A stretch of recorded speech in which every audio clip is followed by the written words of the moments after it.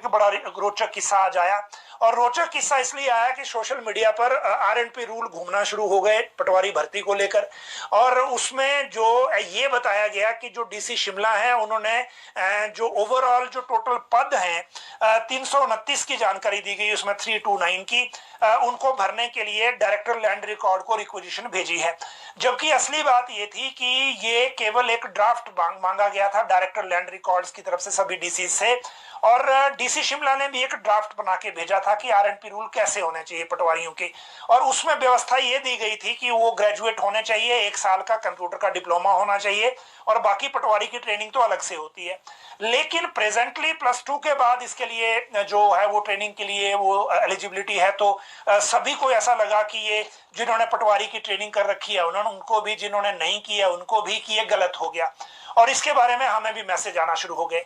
जब हमने डीसी शिमला से पूछा तो उन्होंने कहा कि हमने सिर्फ ड्राफ्ट भेजा है, करना नहीं करना एफसीआर का मैंडेट है, वही करेंगे। और जब एफसीआर से बात की तो उन्होंने कहा कोई चेंज आरएनपी रूल में नहीं हुआ है, प्रेजेंटली +2 ही है और +2 ही रहेगा। अभी कोई इस आरएनपी रूल को बदलने का कोई ऐसा राज्य सरकार का कोई विचार नहीं है। तो ये एक इस तरह का हल्ला हो गया, जो हुआ नहीं था उसका भी हल्ला हो गया। अब आगे बात करते हैं, और वो अगली बात है सीएम के सामने जो लेकर आज सुप्रीम कोर्ट से डिसीजन आ गया।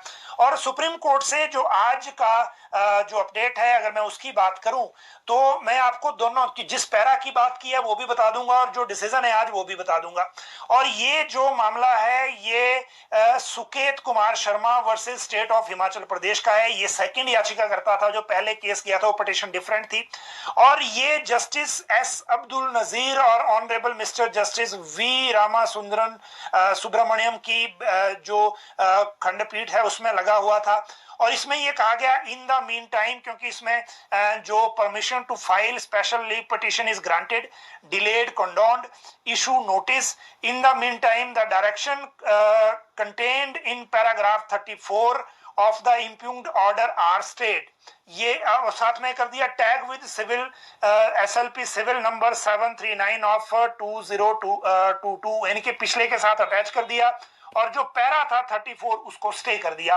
अब 34 जो पैरा है वो कह रहा था कि since the common RNP rule stand amended bye 2020 rules and the cause of persistent confusion for the timing appears to have been removed as a necessary consequence, selection of JOA 817 shall take place in accordance with 2020 rules. However, the selection process shall not include the selection of the post which were left over from advertise post of JOA 556। यानी कि इसमें 817 को through कर दिया था भर्ती करने के लिए, लेकिन 556 को होल्ड कर लिया था जिसकी मेरिट रिकास्ट करने के लिए कहा था।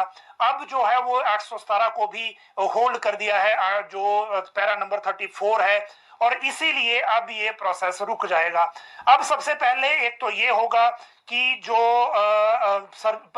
स्टाफ सिलेक्शन कमीशन है वो क्या इसमें व्यू लेता है, और राज्य सरकार ने जो अब तक अपने तरफ से इसमें रिप्लाई फाइल नहीं किया था वो किस तरह से रिप्लाई फाइल करते हैं। ये दोनों चीजें इसमें होंगी, और इस बारे में जो भी अपडेट आएगा वो हम आपको आगे फिर बताएंगे। अब बात करते हैं कि